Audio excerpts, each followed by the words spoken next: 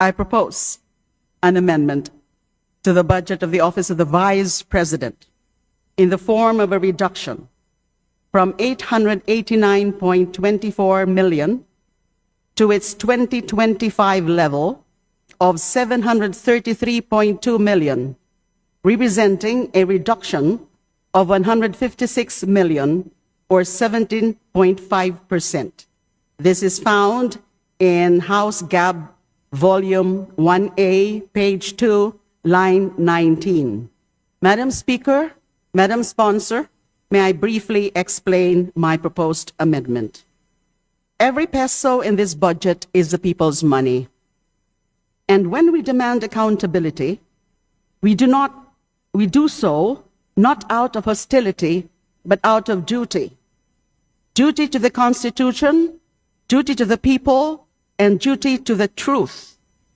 Let me then again put this on record. VP Sara Duterte's repeated refusal to face this chamber is an insult. It spits on the duty of accountability. While she clings to millions in public funds, she refuses to explain. This is arrogance. Para tayong mga magulang na tinatabig at sinisigawan ng anak na tumatangging magpaliwanag kung saan napunta ang baon. Kahangalan ang magsabi na aksidente lamang ito o resulta ng pagkakamali. Malinaw na pangmamaliit ito sa Kongreso at sa taong bayan. Sa madaling salita po, paulit-ulit na tayong binabastos ng Vice Presidente. Congress holds the purse, and when a child squanders the family's money without answers, the remedy is clear. Bawasan ang baon hanggang matuto. Let me be clear. This reduction is discipline, not demolition. Malayo ito sa ginawa ng kanyang ama na ginamit ang budget para pahirapan ang Commission on Human Rights, a constitutional body created to defend the powerless. What we do here is different. We call out entitlement. We confront arrogance. We demand respect.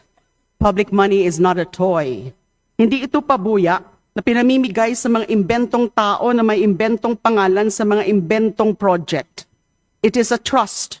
And until the Vice President learns respect, this House must act as the parent that disciplines a brat. Alam ko po that this move will generate varied reactions. It might even be exploited by certain camps to elicit sympathy for VP Sara. Diyan naman sila magaling kadramahan.